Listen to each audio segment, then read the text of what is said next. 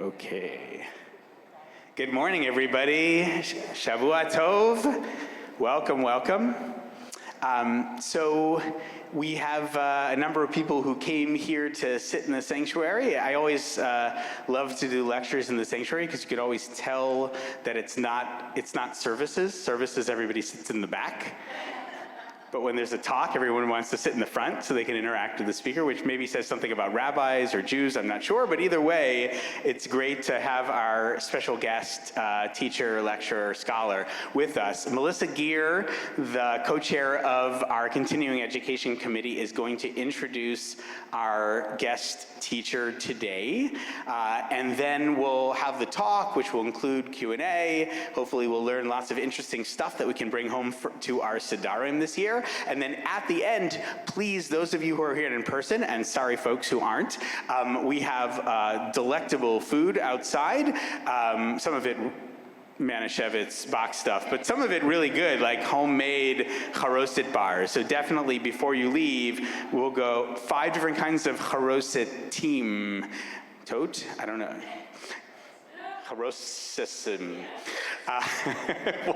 We'll gather out there in the Utah Place lobby. We're going to ask folks not to bring food into the sanctuary for obvious reasons, but before you go on your merry way and enjoy this glorious day. But for now, I'm going to turn it over to Melissa Geer, who's going to introduce our speaker. Thank you very much. Thank you, thank you. Thanks for being here and being online. I don't even know where the camera is. Oh, there it is. And yes, please go and taste like all the different kinds of charoset because there are some real surprises out there, let me tell you, and they're fabulous. Dr. Joshua Kulp is the founder and senior scholar at the Fuchsberg Center Conservative Yeshiva in Jerusalem. He's the author of 3 books, including the Schechter Talmud. He's also the author of the Mishnah Yomit commentary found on Sefaria, which is my personal, I use that resource all the time, and the Daf Shavui material as well. He lives in Modi'in, Israel, and he is magically here in Baltimore today. Thank you. Oh, you're good. You can hear me? Is this working? Great. All right, it's great to be here. Thank you to Melissa. Thank you to Daniel. And thank you to everybody for coming. Thank you if you're here online.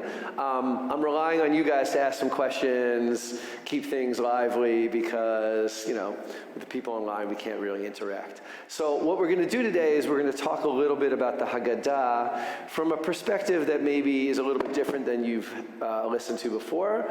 We're going to go through a little bit of the history of the Haggadah, not sort of what it means to us today, which is a very important thing to talk about, but we're going to talk about how the customs developed over the centuries, where the Haggadah, particularly certain parts of the seder, come from, because that's the field of my research. I published a number of years ago a book called the Schechter Haggadah, where I try to go in lay people's terms through all of the customs and the texts that appear in our Haggadot and explaining where they come from so that they make, I think, better sense for people. So I started this process at the Conservative Yeshiva. Every year after Purim, I would start teaching the chapter in the Talmud about Pesach, particularly about the Seder. And over the years, the students I found that they were really engaged in that material. The Seder is probably the most well-known Jewish ritual. I think probably certainly the most well-known Jewish ritual. It's very well loved. And people are very curious about why do we do things? It's just part of the nature of that night. So they would ask me, Josh, as soon as I walk out of class, I forget everything you told me. That's natural. Can you write things down? So over the course of the years, as soon as Pesach was over, I would sit there and furiously write as much as I could remember down. And within 2-3 years, I started to see that I had a commentary on the whole Haggadah. And when I started to publish this, not self-print it, I brought it to the printer, got some spiral binding, and I wanted to this was the early days of the internet, so I was able to find some pictures on the internet. And in my own Seder growing up, my grandmother was the most important figure. My grandmother left Frankfurt, Germany in 1933 when Hitler came to power, came to New York eventually in 1941, and Pesach was largely about hearing her story story. It was very much a night to think about her own personal exodus from Nazi Germany. And I wanted to honor her with a picture that would sort of encapsulate Ashkenazi Jewry. She was very German. So what you have here is a picture. This is the picture I put on the front of my Haggadah when I first published it. And you're going to be curious as to what it is. So on the right, there's a hunter blowing a horn. There are some dogs, and they are chasing hares. Right? What does this have to do with my German grandmother? Okay, so here you can see, this is the larger page from which it appears, on which it appears. Crackling coming from because of me? It's not because I have it in my pocket or anything? Maybe if I move it out of my pocket, it'll be better. I don't speak with a microphone all that often, so. Yeesh. All right, maybe that. All right, okay. So here you can see, this is the page of the Haggadah on which the Havdalah and Kiddush fall. When you have Pesach on Saturday night, on Motzei Shabbat, you have to sort of intersperse Kiddush with Havdalah. There are a lot of brachot that need to be recited, and the Gemara has a debate about the order of those blessings, and the final resolution is that you're supposed to say them. The mnemonic is Yakneh. So I wrote it up here so you can see. Do you think that one would be better? This is just fun. Yeah, or you can put it on your, since you gesticulate with your right, you can put it on your left and try it if you like. But maybe just use this. We'll get another handheld. Absolutely. Sorry about that. All right, you hear me? Okay. Yeah, I'm fine with this. So you have the order of the Yain Kiddush, Ner Havdalah Zman, Yaknehaz, and what I was taught was that German Haggadah, this is a German Haggadah from the 15th century, put scenes of hunting rabbits as a little bit of a mnemonic device. Yakin Haz means hunting hares. So on German Haggadot, you have pictures of a hare hunt in the front of the Haggadah on this page. But when I started to look into this, as with like almost everything that I really started to examine and look at the history of, always came back to, well, there's more than meets the eye. And that's very much true of this, which is sort of an ancillary discussion, but it's kind of cute, and it always reminds me of my grandmother. All right, oops. All right, so here's another one. This is from the Cincinnati Haggadah. It's, I think, held by Hebrew Union College in Cincinnati. That's what it's called, the Cincinnati Haggadah. And here, again, you have the mnemonic, Yain Kiddush Ner Havdalah Zman, and here is a hunter, again, hunting rabbits. Now, on the right side, here's where things start to get a little bit more complicated. Well, no, actually, not quite yet. You have the mnemonic device. This is the Barcelona Haggadah, a Spanish Haggadah, a Sephardi Haggadah, and there's no hunting rabbits. Okay. This is another Haggadah. This is one of the earliest printed Haggadot. Yeah. Just to say, I'm so sorry. So I just wanted to say for the folks at home, it's probably going to be hard to see this through the camera. If you would like to follow along with Dr. Kulp's slides, they are on a button below the streaming portal. So just go ahead and pull those up, and you'll be able to follow along the slides yourself if you're having trouble seeing them. Sorry. All right. I'll talk slow so you can have time to hit the buttons. All right, so what you see here is, again, this is the Kiddush page. Here's Kiddush over here. Here's, again, a hunter. It's, again, another German Haggadah. Now, very interestingly, does anyone hunt rabbits here? No. I've never really met a lot of Jews who hunt rabbits.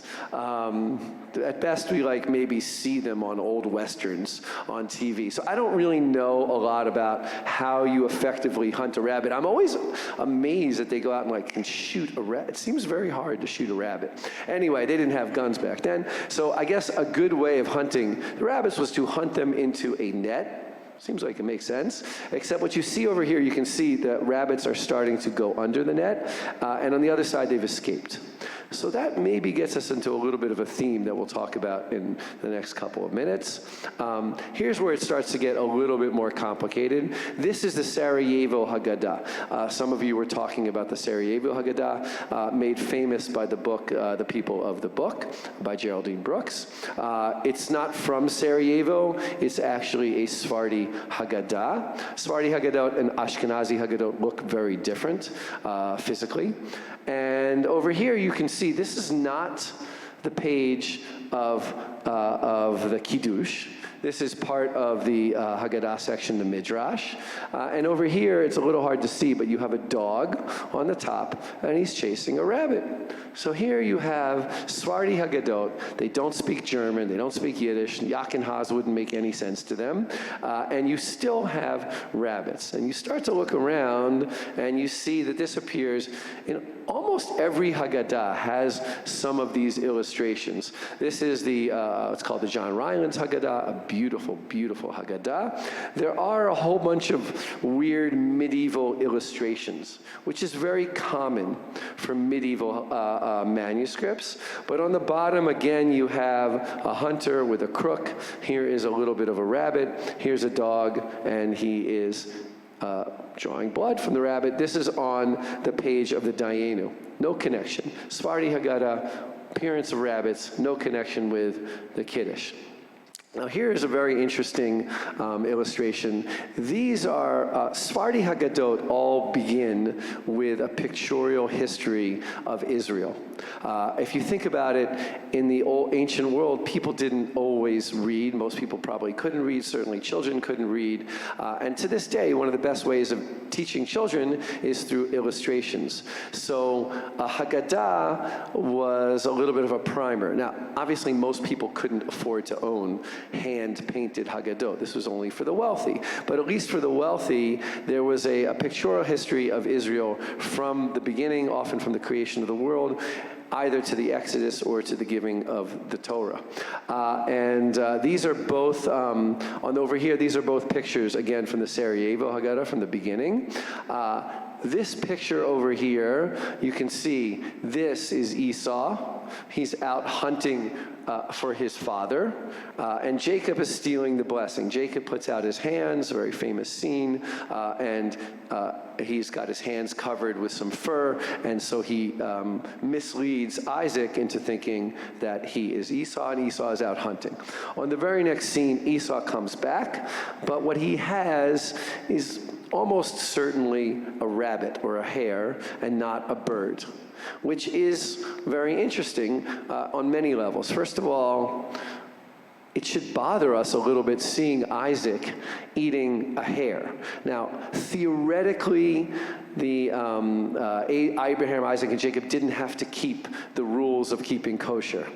But do you really want to imagine Abraham sitting down for a pig roast?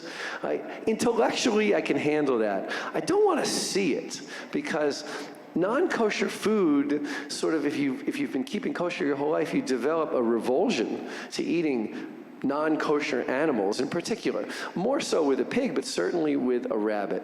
So why would Esau being portrayed as bringing a rabbit to Isaac, even though I'm sure the illustrator knew that this was not food that Jews were supposed to be eating? Some of that has to do with the typology of who Esau is. Throughout Jewish history, Jews have imagined Jacob as the ancestor of Israel. That's already really there in the Torah. And Esau is the progenitor, the ancestor of first Rome and then the Christian Empire. The Christianity.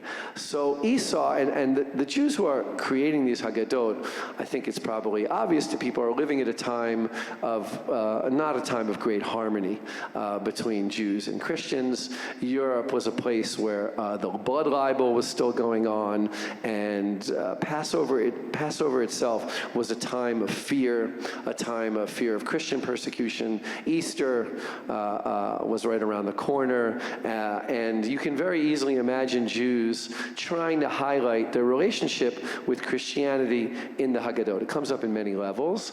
But over here, I think what you might be having here is a little bit of an identification of Jews saying, like, look, we're the rabbits. Right? Part of the message, we actually say this in the Haggadah, B'chol dor vador, in every generation, Omdim aleinu lechalotenu. They stand up against us to end us, and God saves us. Here, another picture. Interestingly, that's Esau. He's got his bow and arrow. There's a bird over here, but over here is another rabbit. All right, a couple more slides over here. What happens in other Haggadot is a very interesting thing. Part of the story of the Seder is a story of suffering, of slavery and persecution, but it's primarily a story of redemption. And that God saved us. God took us out of the land of Egypt. And you have here in many Haggadot what you might call the redemption of the rabbit. On the bottom of the page, this is again, all of these are from the Barcelona Haggadah. You have the hunter, dogs chasing after the rabbit over here. On the top of the page, my favorite all-time rabbit. Here he is blowing the hunter's horn. It looks like a shofar, but in the iconography of these Haggadot, that is a hunter's horn. Over here, you have a rabbit sitting on some kind of medieval chair, a throne maybe, and a dog serving him wine. There you go. The dog is subservient to the rabbit. Here you have a rabbit standing in some kind of medieval cloak. He's petting a dog on the head as if to say, nice, calm dog, like we might have at home, not a hunting dog, but a pet dog, and some kind of monstrous dog serving him a cup of wine. So this is just a little, right, I'm not going to go into that. I'm going to go into that too. This is just a little bit of what I think happens all the time with Pesach. We have all sorts of mundane things, and we tie them into the Passover story. Because the Passover story is a beautiful story.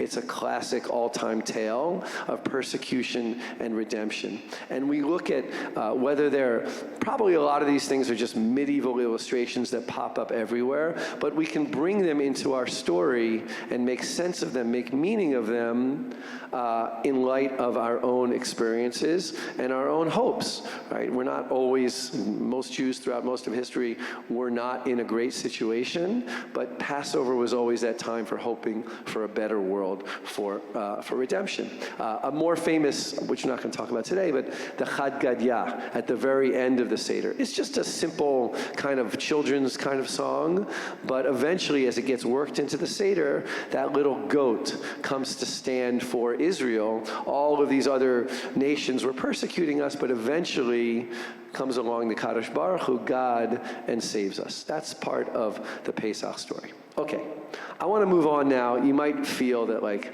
rabbits and hunting scenes are not really a true part of the Seder. I want to move to what I think is the heart of the Rabbinic Seder and look at the Manishtana and try to spend some time with you showing how the Manishtana can be a clue and really like a text through which we can see the entire Seder. Because really, what is the Manishtana?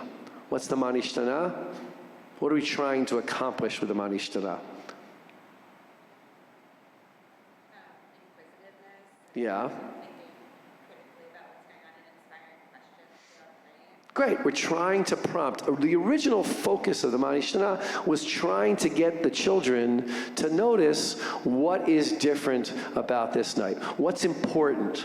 What's really important about this night, because the Rabbinic Seder, we'll talk about this a little bit, comes from the world of the Greco-Roman Symposium. It's very similar to the way Greeks and Romans in the 2nd century CE, when this ritual originated, it's very similar to the way that they would have eaten their meals. There are many, many parallels, things like reclining and blessings and hand washings and ritualized talking, and just the nature of the meal is very reminiscent of a Greco-Roman talking meal, if you will, a symposium. But one key difference is that from the get-go, it was very important to have children participate.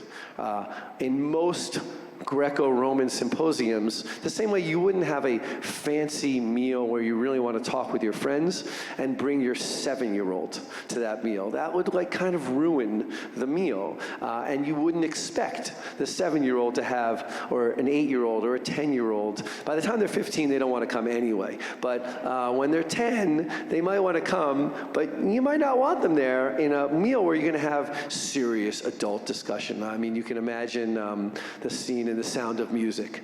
The kids come, they say hello, they sing their little song, and then they go away. But the rabbinic seder was really about children's participation and a vehicle, if you will, to pass the message of the Exodus from one generation to another. And the Manishtana is where we note what we're doing differently. Okay, it's also probably, I think it's one of the most familiar texts in all of Jewish liturgy. The Shema is probably like the first line of the Shema, excuse me, is probably up there number 1. The Manishtana, by the time you get to the last two, it kind of devolves. Not everyone really knows the last two. But the beginning part, at least the first line, everyone knows. It's catchy. It's really like, it's one of the highlights, I think, for most people of the Seder, especially embarrassing the kid, making them sing. It's a great ritual. But I want to look at this. I want to look at the original version, because many of the texts that we have in our Haggadot have changed over the centuries. Jews have moved. One of the beautiful things about studying the history of the Seder is you can trace Jewish history. We've moved from the land of Israel to Babylonia, to Europe, to Muslim lands, to Eastern European lands, and eventually to North America. And you can trace Jewish history by studying some differences, some things that have changed in the Haggadah, and this is a great example. So what you have here is a Mishnah, a manuscript of the Mishnah. The earliest Haggadah, the earliest Seder, is described in the Mishnah, which is a 2nd century text from the land of Israel, 2nd century CE. Just to clue you in where we are in Jewish history, this is about 130 years after the destruction of the temple, which is a long period of time. 130 years is not a short amount of time. The sacrifices are no longer offered, and the Mishnah here describes the Manishtana. It's part of the way of educating the children. I cut out some of the Mishnah over here, but the version is very different. So let's look at this. Maybe just like, I know probably you haven't primed up your Haggadah yet, but maybe we'll go through what's the Manishtana that we say today. So what's the first one? Anyone remember? I don't mind me to put you on the spot. All of the nights we eat matzah. Tonight, matzah and bread and leavened bread. Tonight only matzah. The first one's about matzah. The second one, no, the dipping is third. Second one is about maror, right? Maror is the second one. All of the nights we eat all of the vegetables, tonight only maror. The third one is the dipping one, and the fourth one, reclining one. Very good. All right, we did a good job. All right, all of our Haggadot today have 4. The Manishtana, the original Manishtana, and I'll show you this in other manuscripts, had 3. Not 4, they had 3, and they all appear in this order, in this version. On all of the nights we dip once. On this night we dip twice. Okay, similar, not exactly the same, but very similar. The second one is all of the nights we eat chametz and matzah, and on this night only matzah. That is exactly the same, the order is different. And the third one is on all of the nights we eat meat roasted, boiled, and cooked. On this night only roasted. A question, a statement that does not appear in any Haggadot and hasn't really for close to 1,000 years. But I want to take them one at a time. Maybe we'll work backwards. Right, the matzah question, everyone understands. It's about matzah. No big deal. The third question, what's the third question about? The Passover sacrifice. So the third one is about the Passover sacrifice. The Passover sacrifice has to be eaten roasted, can't be cooked with any water. So on Passover, when the temple still stood, they would have eaten only roasted meat. And on other nights, you can eat meat any way you want to. So the third question is about the Passover sacrifice. The first question, that's the trickiest one, the one I like the best. What's the first question about? All right, you don't have to answer yet, but if you think about the foods that are really important at the seder, what are the foods that are most important at the seder? The maror, right? We're missing the maror. The matzah, we don't eat a Passover sacrifice. We haven't done that basically since the time of the temple. But it would be important if we were to eat it. And the maror is the other one. The only one that might get up there into the canon is the charoset. But the charoset's not in the Bible. Right, the Pesach, matzah, and the maror are all mentioned in the Torah. Charoset is not mentioned in the Torah, and everything else is much later. So I want to show you. You might look at this question, and to this day, you might think that the dipping question is about dipping. But the dipping question was originally about the maror, and I want to show you how that worked. Okay, this is just, I wanted to show you a couple, before we get into the dipping question, to show you a couple more ancient manuscripts. These are, I don't know if they're exactly the first, but they're the oldest, among the oldest Haggadot in existence. All the oldest Haggadot in existence all come from the Cairo Geniza. The Cairo Geniza was discovered in the late 1800s by a couple of touring British women who brought it to the attention of Solomon Schechter, and later on became really like one of the most important events in Jewish scholarship in all of history, because it was a treasure trove of everything that Jews had written in those areas for many, many hundreds of years. And so we were able to open up a chapter of history that was not nearly as well known. Some of the most interesting manuscripts found in the Cairo Geniza were Haggadot, ancient Haggadot from about the year 1000, roughly the year 1000.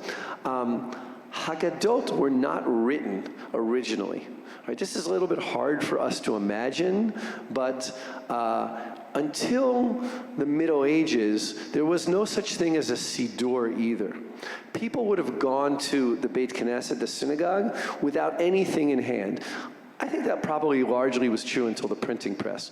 Even after there were written siddurim later on, it's still, without a printing press, it's fantastically expensive to produce these things. But the Haggadah was originally just part of the Machzor. The Machzor would be a book with all of the prayers that you say throughout the year. Why did they start to write these things down is, I think, a fascinating chapter in Jewish history. Jews in the 6th, 7th century were heavily concentrated in Babylonia. Babylonia was the major concentration of Jewry. There were still some Jews in the land of Israel, but most of the Jews and most rabbis were in Babylonia. In the 6th, 7th, 8th, 9th centuries, the Muslims conquered most of the known, let's say, European world. And when you have an empire, it facilitates travel within the empire. It's much easier. You don't have to change currency. As long as you pay your taxes, you get a modicum of protection. You can speak the same language.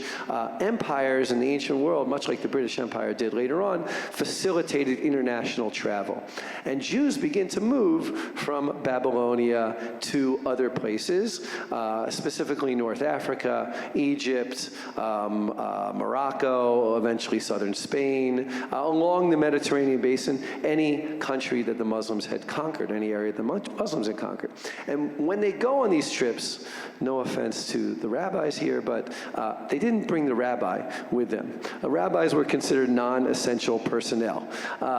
And you brought, I don't know, I imagine, I often think about this, how essential are my services in dire situations? I'm like, the guy who knows how to fix the electricity is probably a lot more important than I am. So you can think of these people, they would have wanted people who would really actually be able to be helped. But they eventually settled in these places, and then they wrote back to Babylonia after, I don't know, they didn't have electricity, but after they built their buildings and set up shop in places like Tunisia, for instance.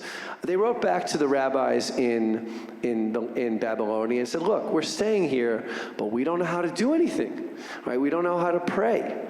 Can you write us a siddur? And they did. They wrote down Siddurim and sent them around, and that's the beginning of the production of the Haggadah. That's the beginning of the production of the Siddur. And And then here's what they would have looked like in a very early period. You can see they're not particularly well written. The questions, I didn't bring many of these pictures, there's hundreds of them, but you can see a little bit. It says, Halayla hazeh kulo tzari, right? On this night, we eat only roasted meat. Over here, also, you get halayla hazeh kulo tzari, right? The earlier questions were all there, roasted meat. There's other things, but I'm not going to go into that right now. But these are some of the earliest Haggadah. I really find them very inspiring. This is a nicer one. Also from the Cairo Geniza.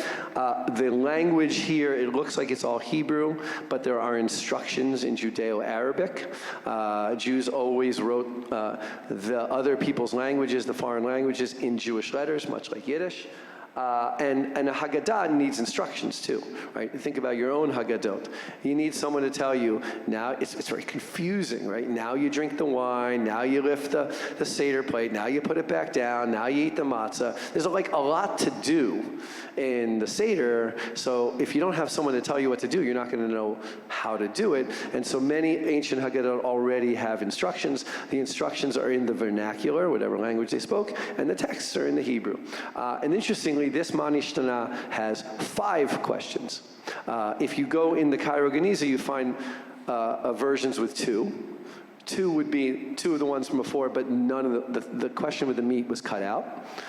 3 is the original version, 4 usually closer to our version, and 5 is the original version plus the 2 new ones.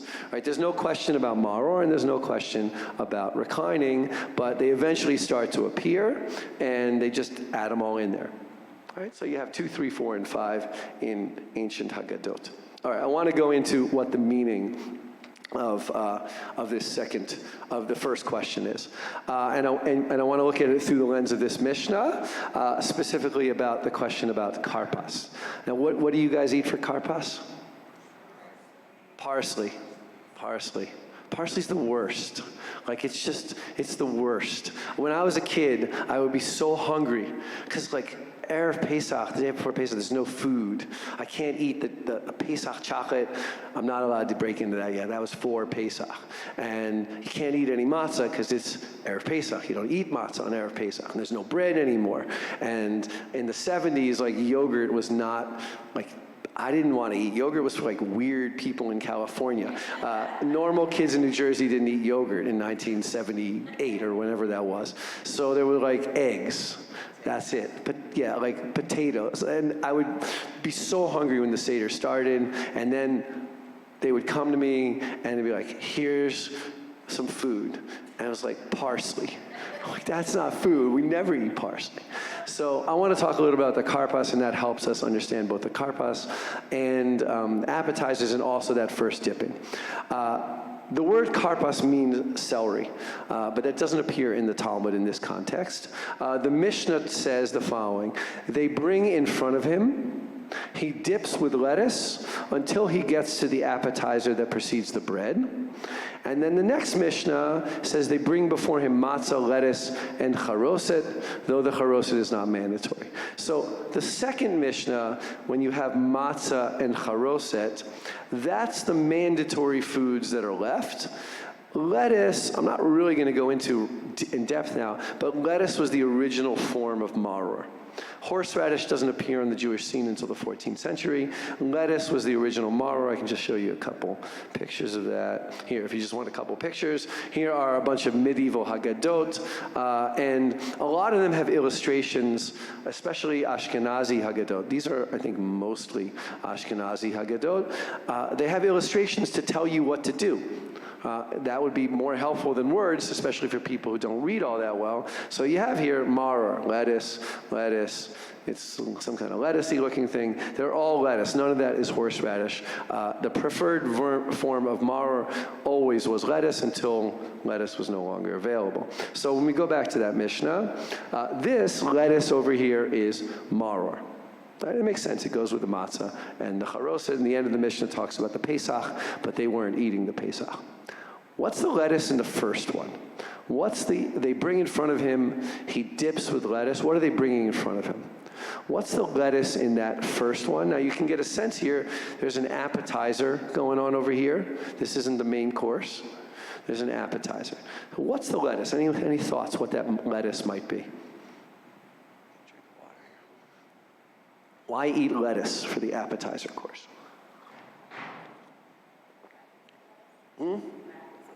Yeah, it's confusing. That is why I sometimes call this lecture rabbits and lettuce.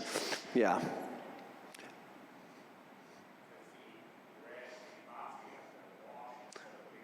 Good. People in the ancient world, until the modern period, until relatively, maybe, for me as a Jew, like 500 years is the modern period. I know that most people don't think that way. But they didn't have forks and knives. They had like knives to cut meat, but they didn't have personal silverware. That didn't exist until I think the 16th century. So you needed something to eat food with. The best thing to eat food with was your hands, right? People ate with their hands all the time. I always, when my kids were little, they didn't eat with forks and knives. They ate with their hands. And my in-laws would always say, eat with your fork, eat with your fork, eat with your fork. And I would always say, it's okay. Until the 16th century, no one ate with forks. And they would say, well, we're not in the 16th century anymore, Josh. Like, this is 21st century. Tell them to eat with their forks. So eventually they do eat with forks, thankfully. Now they're like 25 years old. But people used to eat, the best thing to eat with was bread. And people throughout the world still do that. They pick up their food with bread. In the Middle East, it's ubiquitous in the Middle East, but it's not just for things like hummus and tahina. You can also eat meat perfectly well with bread. Pick it up with the bread. Don't eat the bread right away, and then eventually, when your meal is over, you can eat the bread, and it tastes very good. In the appetizer course, there's two reasons. One might be a halachic reason, but probably the more simple reason is you don't want to eat bread in an appetizer course because it's too filling. Appetizer courses are not supposed to fill you up. They're supposed to open your stomach up so that you are hungrier. And lettuce makes a perfectly good spoon, especially something like romaine lettuce. You can pick something up. It also has the function, today we eat lettuce on hamburgers. If you're not a vegetarian. If you're a vegetarian, you eat them on, I don't know, what the Impossible Burgers. Why do you put lettuce on your burger? Huh? Digestion helps you digest? Yeah, people say nutrition. Find it like very unlikely that like one piece of lettuce is gonna like really help. You're eating like a hamburger, probably not the most healthy food, and a little bit of lettuce, I don't know. I actually don't think salad's nutritious at all, but that's my dietary shtick. Crunch, yeah, there you go, the crunch. Some of you might remember there used to be like I think it was McDonald's commercial of the hot side hot and the cold side cold. Because the last thing you want, if the lettuce is soggy, no go. You like that crunch. Think about all the things that like are a mix between crunch and softness. That's good. So if you're eating softer foods and you have crunchy lettuce, that makes a wonderful appetizer. Okay. Going to make me hungry. I know we have a charoset bar coming up, so hold off for a little bit if you're getting hungry thinking about all this food. To go back to our question over here, right? On all other nights we dip once. Tonight we dip twice. Now you can begin to see what that meant originally. On all other nights we dip once. What does it mean on all other nights we dip once? We dip lettuce once. Lettuce, right? All of the nights we dip lettuce once because, I mean, maybe not, people don't always have an appetizer. But if you have an appetizer at a nice meal, so you're used to eating lettuce in the beginning of the meal. It's a perfectly normal Greco-Roman type of food custom, which rabbis would have been like, that would have been a normal thing to do, to begin your meal with an appetizer with lettuce. What's unusual, on this night we dip twice. What's unusual? This lettuce is unusual, right? You don't usually eat lettuce, again, with your main meal. Today it will be a little bit akin to serving a salad twice, and like the same exact salad. You bring out like a lettuce-based salad for an appetizer, you take it away, you bring out the main meal, and then you bring another same exact salad. people might wonder, why are you doing this twice? But the second time would be the unusual time, not the first time. So to go back to that question, you can see how,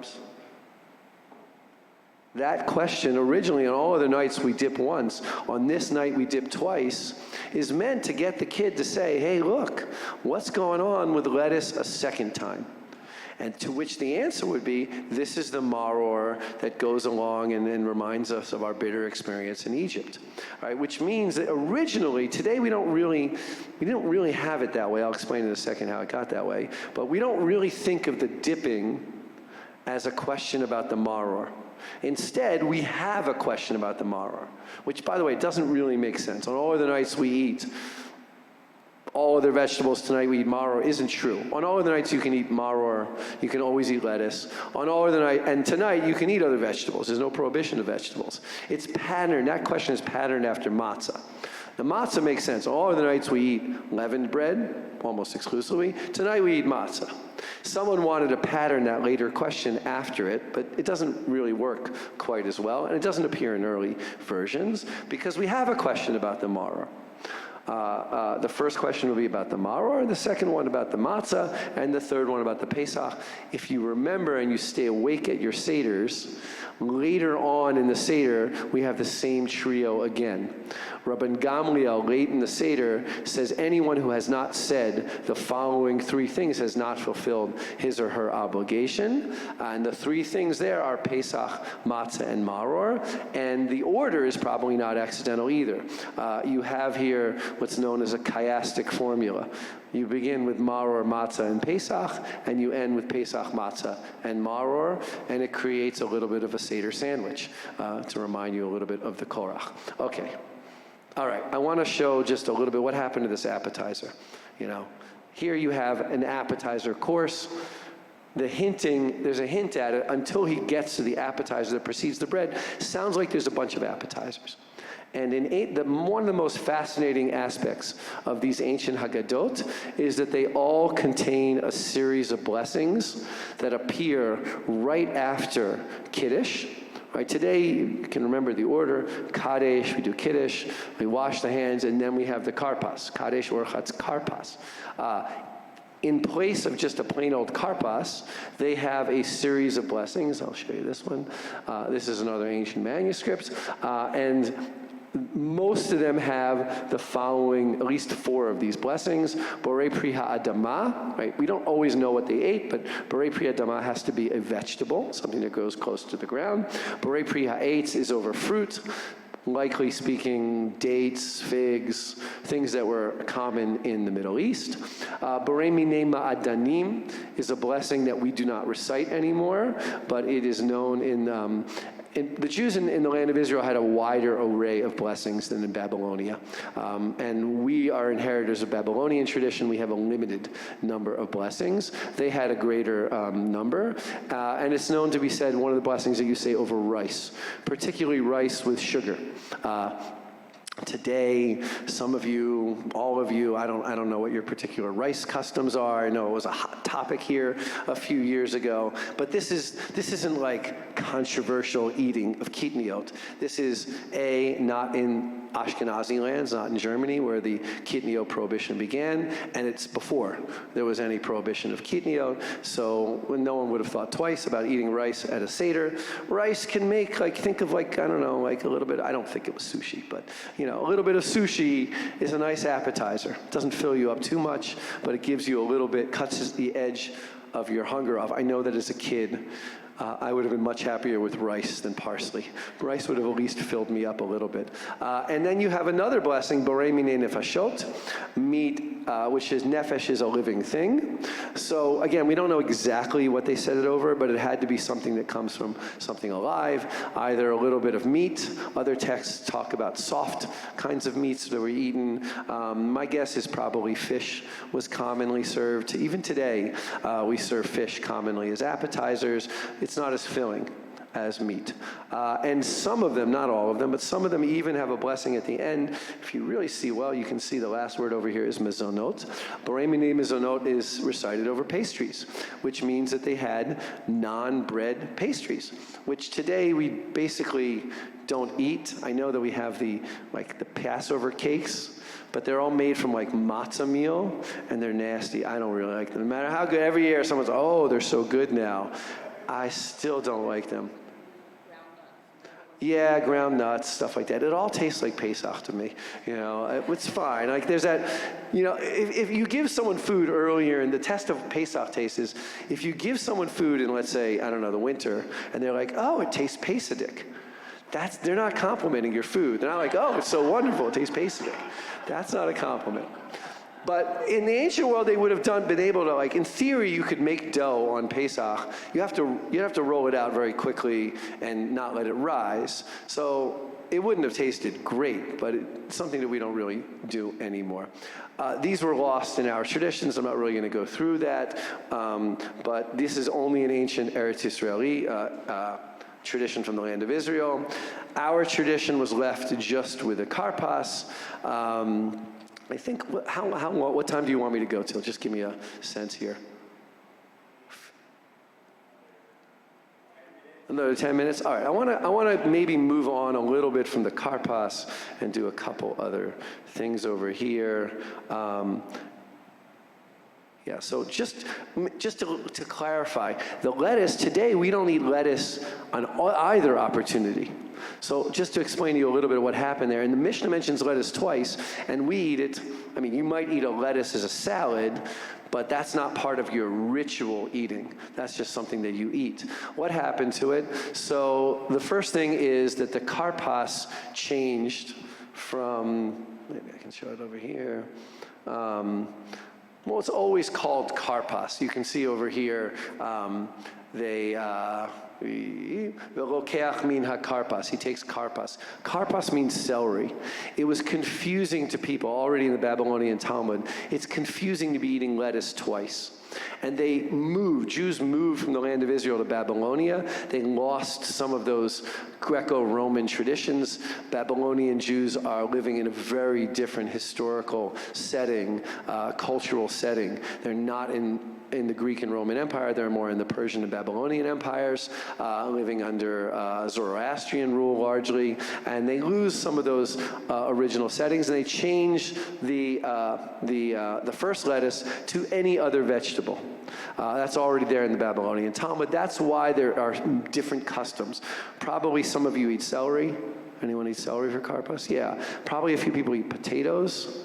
Yeah, potatoes became popular. It's also another food that you say Borei Pri Adama over. Potatoes obviously didn't exist in an old Haggadah because they didn't make it to Europe until I think the 17th century or so, and I don't think they appear in the Haggadah until much, much later. Interestingly enough, some people thought potatoes were kitniot, so you'd be very happy that they were not decided to be kitniot. You'd be even hungrier for Pesach. So they got rid of the lettuce for the first dipping, got transformed to avoid the confusion with the second lettuce. What happened to the second lettuce? The second lettuce got sort of you can see here in Ashkenazi Haggadot, it appears in pictures, but by this point they were probably starting to eat horseradish. Jews were living in northern Germany, Poland, Eastern European lands. You cannot get lettuce in April in northern European lands, or if you can get it, you can only get a little bit and not enough for everybody to eat. It's very interesting. Our culture comes from the Middle East, but most of our existence has been in other places besides the Middle East, so we had to adapt our customs to other places. For some things, that was very hard.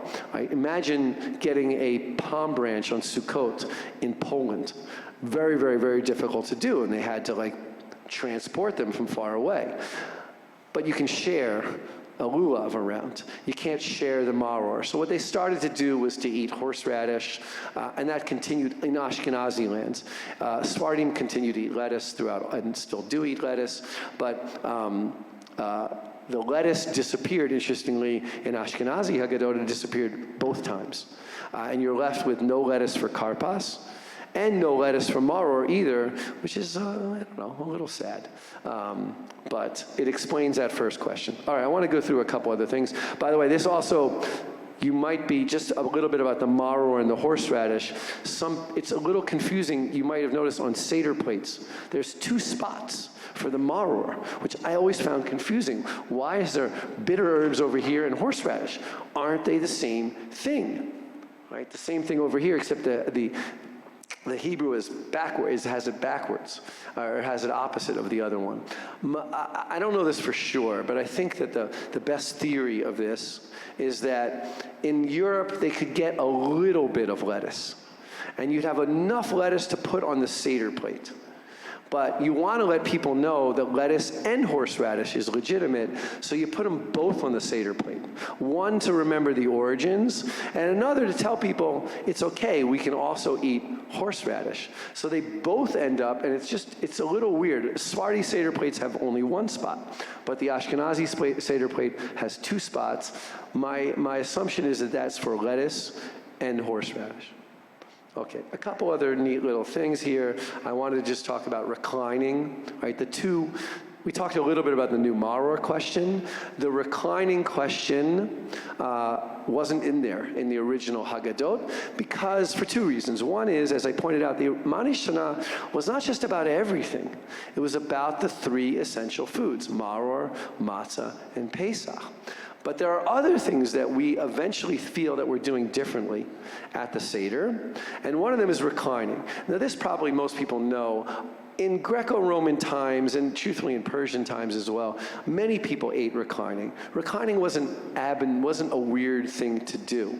It was a normal thing to do if you had enough money to have a couch and sit and eat in luxury, then you would recline. And this is just a picture I found, and you can find these in all sorts of books.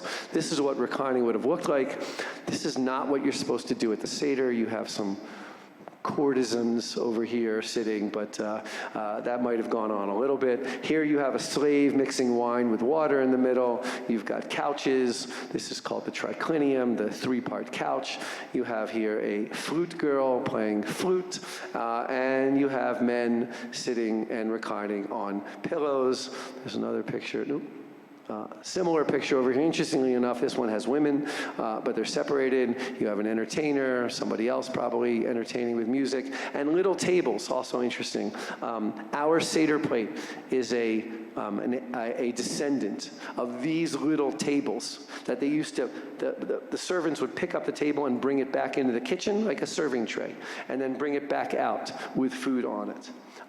Once our physical culture, our material culture changed, in Europe we began to eat at tables. Quite frankly, tables seem to be a really good invention. It feels to me like eating like this, it might be comfortable, but it doesn't look like a great way to eat. It looks like a great way to spill things all over the place. Once the table caught on, it was very popular, but it created a whole bunch of problems. How do you recline at the table today? I mean, today this is one of those things where, like, I tell everyone, now you recline, and I know most people don't do it. I have a little pillow there. It feels a little silly. And you can see here they're trying to, like, illustrate how do you, because as I said, these are instructions. How do you recline at a table? This guy is like leaning back, he's reclining, and he's drinking wine. It doesn't look like that wine probably went down his mouth. Here you have the bird's head guy. He's doing a pretty good job. Another picture. This, interestingly, over here is another person with a pillow on the table. You can see here, that's the man. The woman wasn't reclining, which I'm not going to get into. It's a whole other issue about women reclining. But European Jews had to figure out, do we recline? Some people said, no, we don't do this anymore. But for the most part, many of the things we do at the Seder, we kind of hold on to them, because they're a good way of remembering, right? Doing things different, weird. What begins as normal transforms into something unusual, but is an opportunity to remind ourselves that this night is different from all other nights. And so that's why a lot of the things that we do, even though our cultures change, we hold on to them as a reminder of the past and as a concrete way of telling the kids, hey, look, you might not understand why we're reclining, quite frankly. I don't understand why we're reclining, but I know that we're doing things differently tonight, because this isn't just dinner. This is a different night. We're having a Seder. Just one other little thing over here, and then we'll maybe leave some time for questions. We usually, and it's usually true, that Jews did not continue to eat sacrifices after the destruction of the temple. But Pesach was particularly, the loss of the temple would have been felt more acutely with Pesach than with any other holiday, because Pesach was always sort of like half a temple ritual, but also a home ritual, also a family ritual. And there was a reticence among at least one rabbi to lose that Passover sacrifice. And when you really think about it, okay, matzah is a decent symbol, but like a big roasted lamb makes a bigger mark on people than some flat, not very good tasting bread. And Rabban Gamliel in particular, actually, he's a early 2nd century, around 135 rabbi, seems to think that you do continue to eat a Passover sacrifice. There's a story there. Rabbi Tzadok said it happened. The Rabban Gamliel said to Tabi, his slave, go out and roast for us the Passover on a grate, the Pesach sacrifice on a grate. And even in the Middle Ages, we have occasionally some blessings that we don't recite anymore, but I'll give you an example over here. Blessed are you, who has commanded our fathers to eat matzot, bitter herbs, and roasted meat to remember his greatness. Today we recite a blessing over the matzah and the maror separately, but originally they were wrapped up into one blessing, and some of them include roasted meat. Now, I don't know if they ate what they called a Passover sacrifice, but it does mean that they looked at their meat as something holy. Right. Today, many people, if you're not a vegetarian, you probably eat meat at your Passover seder. You might love the meat. It might, your grandmother or you or your mother or your father might make a wonderful brisket.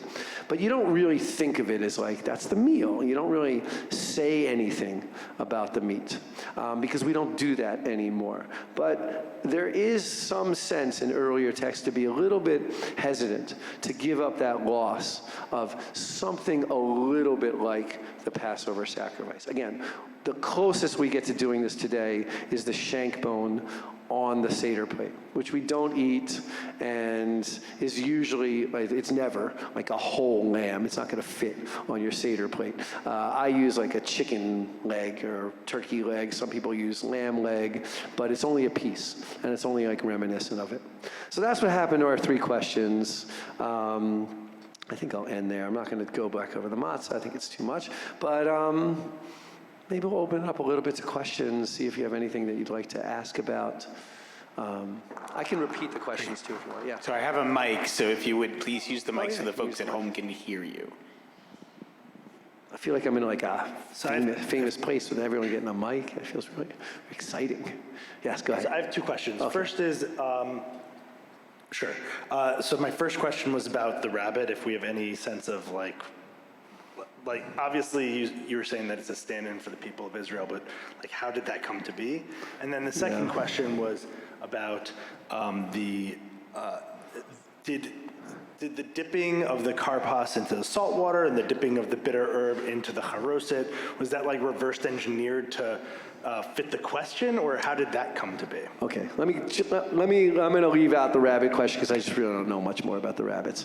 Let's do the karpas and the dipping into. So again, you can trace the history over here. The dipping, it wasn't the act of dipping that was important. It was the fact that you were eating lettuce twice. Why did you dip? Because it was a fork. It was like an ancient fork. According to Babylonian Talmud, lettuce needs to be dipped into charoset. Why? There are 2 versions. One might make you a little queasy. One of the reasons is there might be worms in your lettuce, and the charoset is acrid and will cause the worms to die. I cannot tell you why they preferred to have dead worms than live worms. I feel like it's just the same thing, but I get maybe a live worm is worse, but not much better. The other one is that the sweetness of the charoset balances out the bitterness of the lettuce. So dipping lettuce into charoset was considered to be like healthy way of eating, a good way of eating. Now, if the first dipping was with lettuce, then Jews imagined, well, lettuce has to go into charoset. So if you look in, oops, no.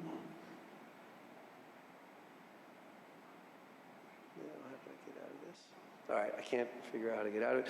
If you look in earlier Haggadah, a lot of them, the instructions are you dip the karpas into charoset. The problem with that is you don't need, karpas isn't necessarily so bitter, and also people felt charoset goes later in the meal. We don't have charoset early in the meal. So now they knew they had to keep 2 dippings. How do they know they had to keep 2 dippings? The question says, we dip twice. So you got to dip something, the karpas, into something. So they had to find alternatives. The 2 most common alternatives were salt water and vinegar. Does anyone dip in vinegar here? It's very common among the Sephardim. I think it's the most common. There were Jews that continued to use charoset for a very long time, but that custom sort of disappeared. Most people that I know use salt water, but I don't think that appears till very late. I think the normal original custom was vinegar. The salt water, meaning the tears, I think only appears in the last 100 or so years.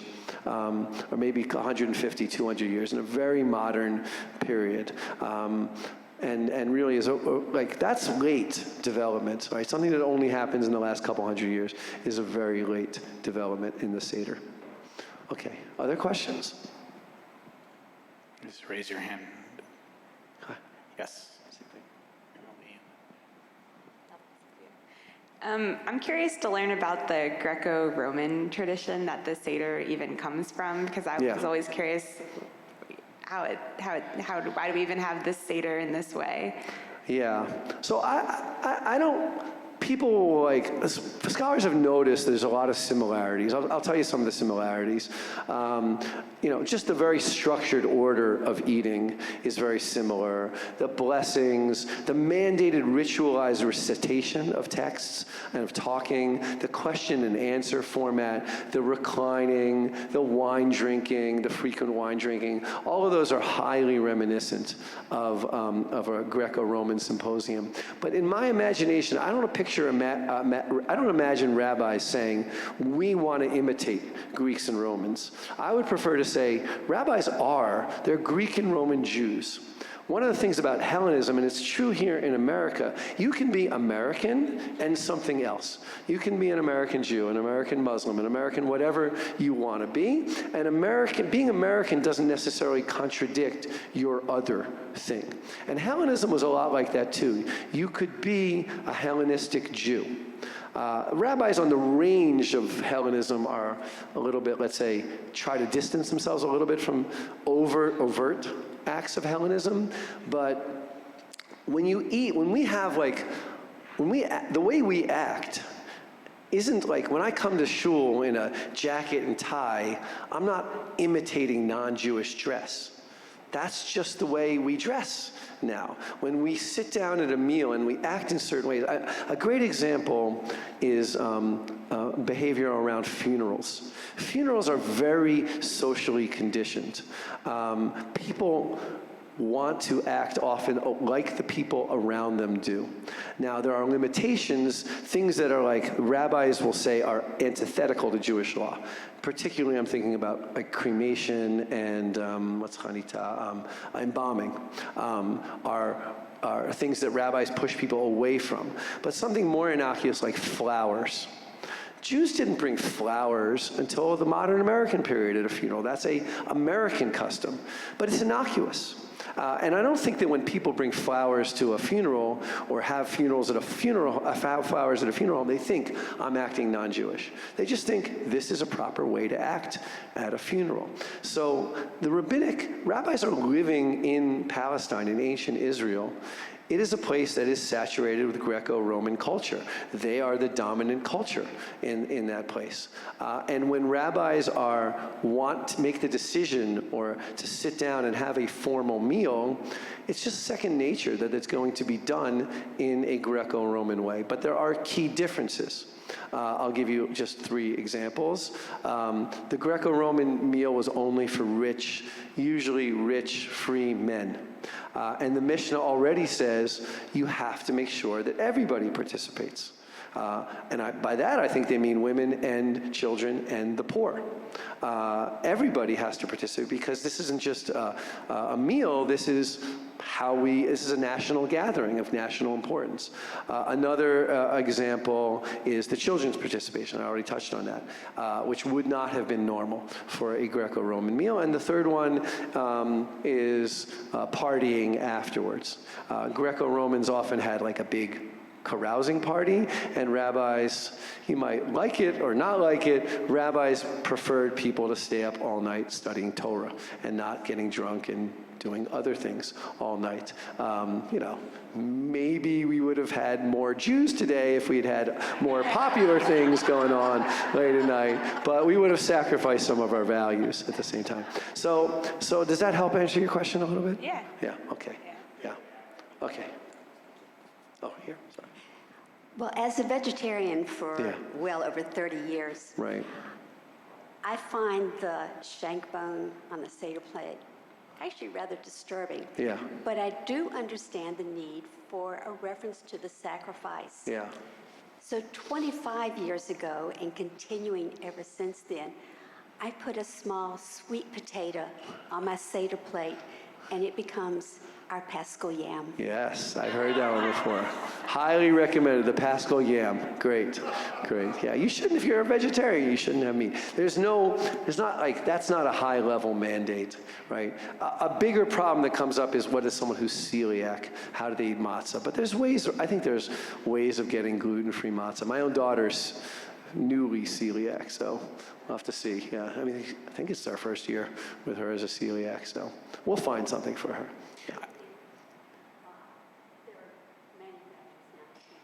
Yeah.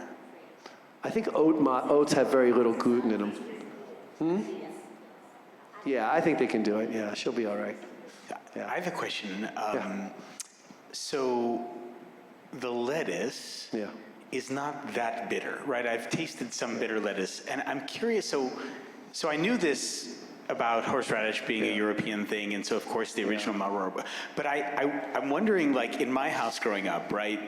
You had to kind of prove your worth with the maror, right? Like if you eat, if you don't, like maybe you have the like red stuff, if you do the white stuff, okay, maybe like a little respect. Yeah. If you're actually eating pieces of the horseradish roots, especially if you like don't overdo the charoset with it. So I'm curious, like, I've heard that the bananas we eat are not bananas. Like they're not the bananas that our ancestors ate, right? Or that people ate a couple hundred years ago, because they're just gone, those bananas. Is there like a bitter lettuce that existed, or that there's some evidence that existed in the ancient world that would have like stood up to the test of like machismo that we had in my household with the horseradish? No, I doubt. That's my dad. My dad took great pleasure in showing that he was a bigger man than me. Yeah. And little Pisher Josh, I don't care how much Talmud you know, you can't eat as much horseradish as I can. And it was, I don't know where, it was like some, maybe certain tribes in the world have their like go out and hunt a lion. The Jews have how much horseradish can you eat? This is our trial. But no, there's no, even like eating something bitter is not going to have that same effect on you. As far as how bitter the lettuce was back then, the Babylonian Talmud already notices that lettuce isn't all that bitter. If you go back to the Torah, the maror might have been bitter there. It might have been wild herbs.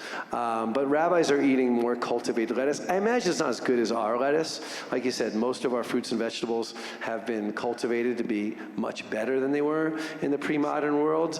But the Babylonian Talmud has a midrash, meaning they create meaning out of that lack of bitterness. Because what they say is lettuce is bitter when it's young and grows sweeter as it gets older. No, excuse me, the other way around. It's sweet when it's young, I said it backwards, and gets more bitter as it gets older, and that is reminiscent of the experience in Egypt. Our first time when we got to Egypt, it was good. We were escaping famine in the land of Canaan, and over the course of years, we became enslaved. So it's a beautiful midrash, but it also says that they notice what you're noticing. Lettuce isn't as bitter as it's supposed to be. So could they have eaten, like, there's other things you can eat, like endives that are a little bit more bitter. Horseradish is not bitter. Right, horseradish is spicy. I've always wanted to ask non-Jews and see if anyone in the whole world would say that horseradish is bitter. My guess is only Jews would say that because, like, we're supposed to. But I think that, like, maybe they had more bitter lettuce, maybe it was more bitter. But I think what you're saying also is, like, this happened in my own Seder. What do we do? Like, I want to eat lettuce because I think it's halachically the better choice.